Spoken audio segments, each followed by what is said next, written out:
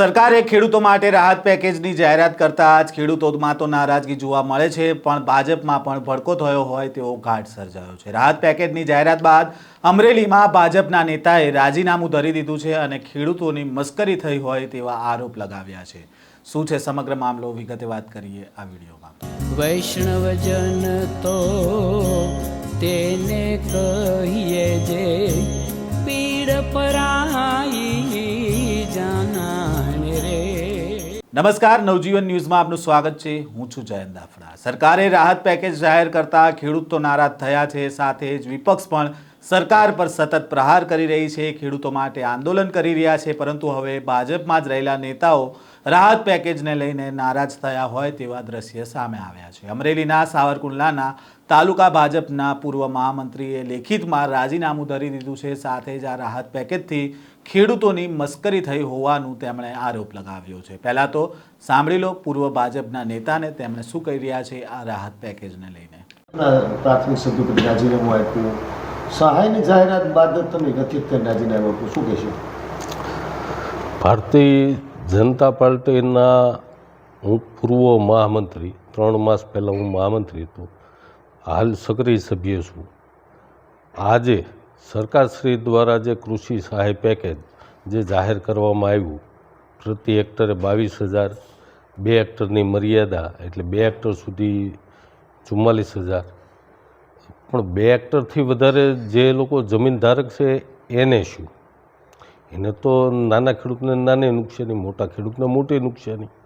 અને હેક્ટરે 22,000 ને ભાંગ્યા 6.25 કરો એટલે પ્રતિ વીઘે 3,520 રૂપિયા થાય છે।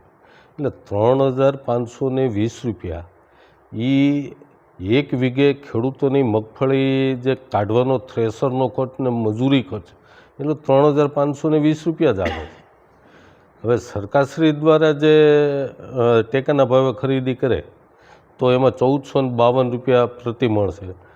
આ વર્ષે સિંગનું ઉત્પાદન ખૂબ સારું હતું એટલે 20 મણની આસપાસ થવાનું, એટલે પ્રતિ વીઘે જે ખેડૂતોને જે આવક હતી, આશાઓ હતી કે 30,000ની આસપાસ થાય, તો 30,000ની સામે ખેડૂતને 3,520 મળ્યા, એટલે 10%। ખેડૂત તો ખુદ સ્વીકારે છે કે ખેડૂતોને નુકસાની 80%થી 100% છે, તો નુકસાની તો તમે 10% ચૂકવો છો। તો આવો ખેડૂતની સાથે અન્યાય, આવી ખેડૂતની સાથે ક્રૂર રમત સરકારશ્રી દ્વારા એમ કહેવામાં આવે છે કે ઇતિહાસનું મોટું પેકેજ, ગુજરાતના ઇતિહાસનું, પણ ખરેખર આ ગુજરાતના ખેડૂતો સાથે આજે ક્રૂર મજાક કરવામાં આવી છે।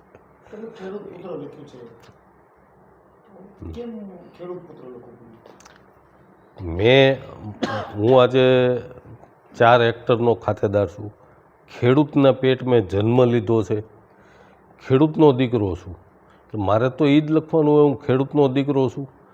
એ જ ખેડૂતના દીકરાઓએ મને એપીએમસીની ચૂંટણીમાં મને જંગી મતોથી જીતાડ્યો છે।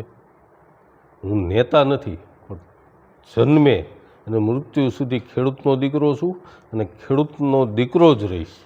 એટલે હું મારી વેદના રજૂ કરું છું અને આ વેદના મારીથી નથી સહન થતી, મારું હૃદય દ્રવી ઉઠ્યું છે, એટલે હું ભારતીય જનતા પાર્ટીના પ્રાથમિક સભ્ય પદેથી પણ રાજીનામું આપું છું।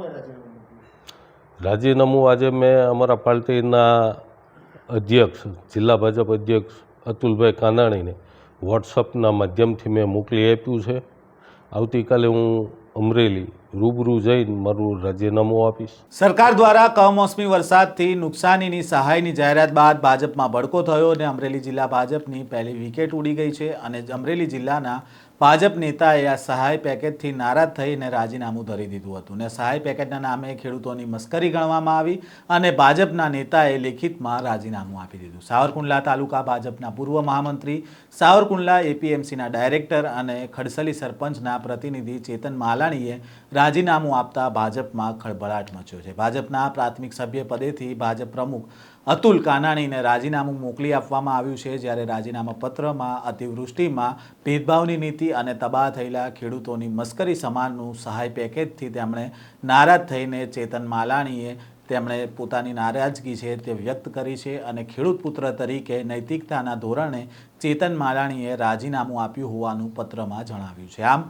ખેડૂતને લઈને જે સહાય પેકેજ જાહેર થયું છે તેને લઈને હવે ભાજપમાં નારાજગી જોવા મળી રહી છે અને હવે નેતાઓ છે તે સામે આવી રહ્યા છે ખેડૂતો માટે. હવે જોવાનું રહ્યું આગામી સમયમાં ભાજપના કેટલા નેતા ખેડૂતો માટે મેદાનમાં આવે છે. આ પ્રકારના સમાચાર અને અહેવાલ સાથે ફરી મળીશું. નવજીવન ન્યૂઝ સાથે જોડાયેલા રહેજો.